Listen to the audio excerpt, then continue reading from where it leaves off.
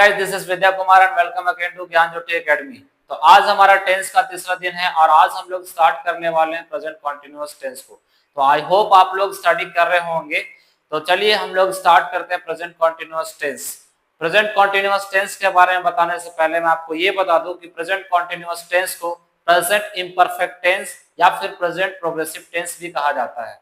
Present progressive tense क्यों कहा जाता है गाइस? प्रेजेंट प्रोग्रेसिव टेंस का मतलब होता है कि मान ले कि अगर कोई सब्जेक्ट एक्शन कर रही हो जो एक्शन अभी तक पूरी नहीं हुई हो, समझ रहे हैं, जो एक्शन अभी तक पूरी नहीं हुई हो, जो action are in under process हो, तो इस कारण प्रेजेंट कॉन्टिन्यूअस टेंस को प्रेजेंट प्रोग्रेसिव टेंस भी कहेंगे।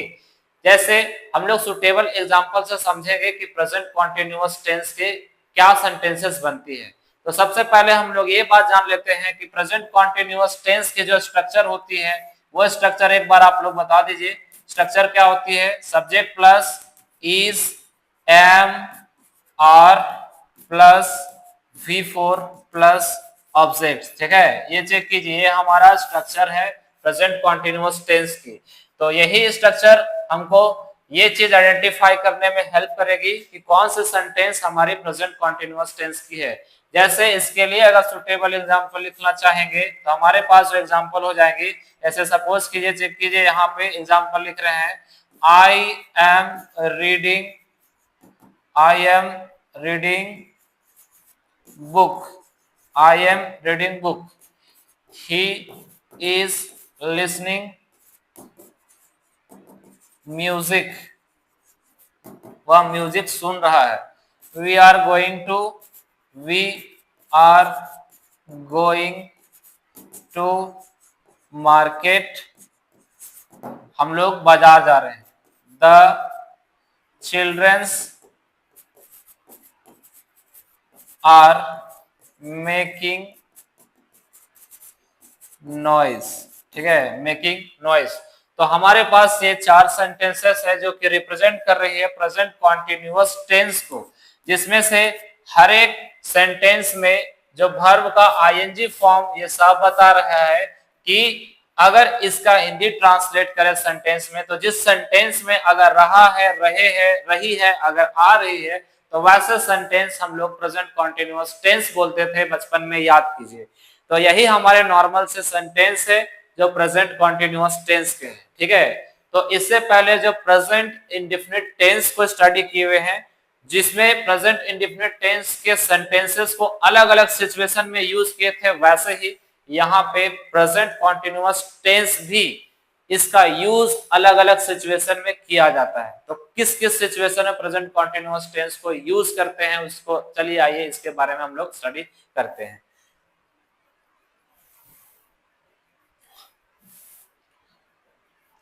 पहला कंडीशन,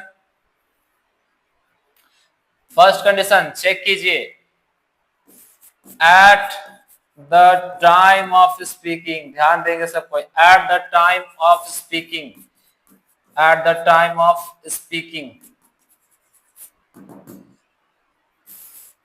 अगर कोई भी एक्शन अगर बोलने के दौरान ही चल रही है, कोई भी एक्शन अगर सब्जेक्ट के द्वारा बोलने के साथ ही अगर चल रही होगी, तो वैसे सेंटेंस में प्रेजेंट कॉन्टिन्यूअस टेंस का यूज होगा, वैसे सेंटेंस में प्रेजेंट कॉन्टिन्यूअस टेंस का यूज होगा। जैसे एग्जांपल के लिए यहां पर चेक कीजिए, एग्जांपल है, he is writing a book, he is writing a book, he is playing cricket, he is playing cricket, Mr. Vidya is teaching English, Mr. Vidya is teaching English। तो आप जैसा कि यहाँ पर देख रहे हैं, प्रेजेंट कॉन्टिन्यूअस टेंस का जो फर्स्ट सिचुएशन है जिसमें प्रेजेंट कॉन्टिन्यूअस टेंस का यूज होता है कि अगर कोई भी एक्शन अगर बोलने के साथ साथ जारी है, कंटिन्यू है, तो ऐसे सिचुएशन टेंस में प्रेजेंट कंटिन्यूअस टेंस का यूज किया जाएगा। ठीक है, ये हमारा पहला कंडीशन है कि at the time of speaking अगर कोई भी एक्शन हो रहा है जो सब्जेक्ट के द्वारा किया जा रहा है, इस सिचुएशन में हम लोग प्रेजेंट कॉन्टिन्यूअस टेंस का यूज करेंगे। तो चलिए अब हम लोग दूसरा कंडीशन देखते हैं। सेकेंड कंडीशन क्या है जिसमें प्रेजेंट कॉन्टिन्यूअस टेंस का यूज होता है। सेकेंड कंडीशन जो हमारे लिए है वो हमारा कंडीशन ये है, ठीक है, कि मान ले कि कोई एक्शन जो कि नजदीकी फ्यूचर में यानी कि भविष्य में होने वाली है, जिसकी जानकारी हमारे पास अभी है, इस सिचुएशन में भी प्रेजेंट कॉन्टिन्यूअस टेंस का यूज होगा। एक बार फिर से बता रहे हैं कि प्रेजेंट कॉन्टिन्यूअस टेंस के लिए कि अगर कोई भी एक्शन सब्जेक्ट के द्वारा इन द फ्यूचर में होने वाली है लेकिन उसका सेंस अभी हमको पता है, तो इस दौरान हम लोग प्रेजेंट कॉन्टिन्यूअस टेंस का यूज करेंगे। जैसे एग्जांपल से इस चीज को अच्छे से समझते हैं कि जैसे आई एम कमिंग सून, मैं जल्द आ रहा हूं। अब mister Shukla is going to Patna tomorrow. Mister Shukla is going to Patna tomorrow, कि मिस्टर शुक्ला यहाँ पे अगले दिन पटना जाने वाले हैं। तो इस सेंटेंस से ये साफ साफ पता चल रहा है कि ये जो एक्शन है ये एक्शन किसी नजदीकी समय पर होने वाले एक्शन को रिप्रेजेंट कर रही है, लेकिन ये सेंटेंस हमारी किसकी है? प्रेजेंट कॉन्टिन्यूअस टेंस की। ये सेंटेंस हमारी किसकी है? तो प्रेजेंट कॉन्टिन्यूअस टेंस की है। ये सेंटेंस हमारी प्रेजेंट कॉन्टिन्यूअस टेंस की है, ठीक है। उसके बाद हम लोग देखते हैं नेक्स्ट जो सिचुएशन है, थर्ड सिचुएशन।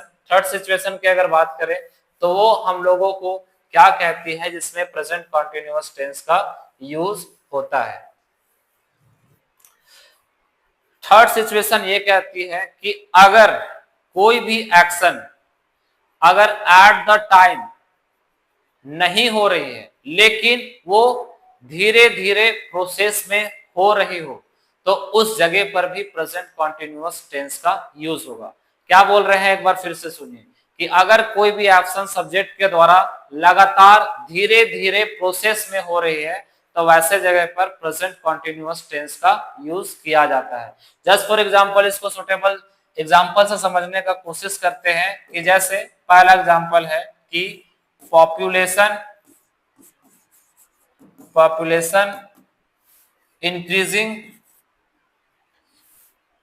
is increasing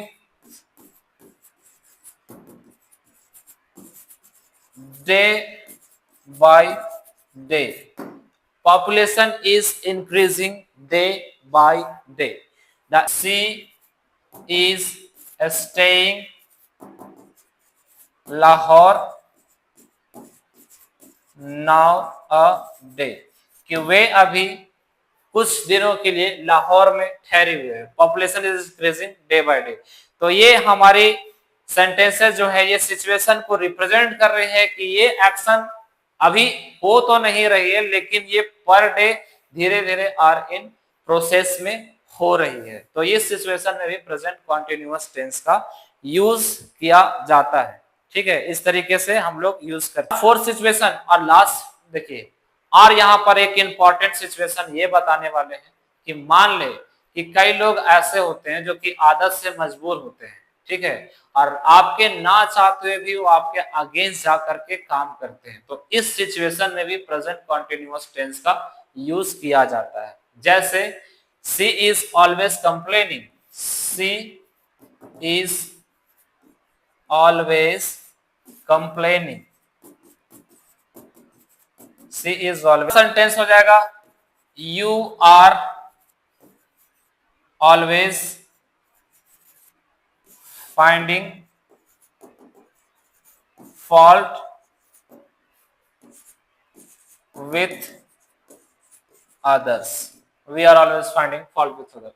तो ऐसे सिचुएशन में भी प्रेजेंट कॉन्टिन्यूअस टेंस का यूज किया जाता है। तो आगे जो हम लोग कॉन्सेप्ट सीखने वाले हैं तो वो हमारा कॉन्सेप्ट होगा, इससे पहले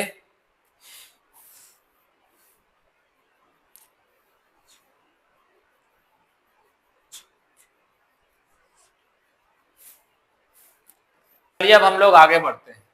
इससे पहले अच्छा एक बात और कि क्या आपको स्टेटिव वर्ब के बारे में पता है? स्टेटिव वर्ब यानी ऐसा वर्ब जिसको कॉन्टिन्यूअस फॉर्म में बदला नहीं जा सकता है। स्टेटिव यानी कि फिक्स्ड। तो अगले क्लास में एक जबरदस्त कॉन्सेप्ट आपको बताने वाले हैं, इसलिए यहाँ पर जितना अभी कॉन्सेप्ट कॉन्टिन्यूअस टेंस के बारे में बताए हुए हैं इस चीज को आप अच्छे से रिवीजन कीजिए। नेक्स्ट क्लास जबरदस्त क्लास होने वाली है, तब तक के लिए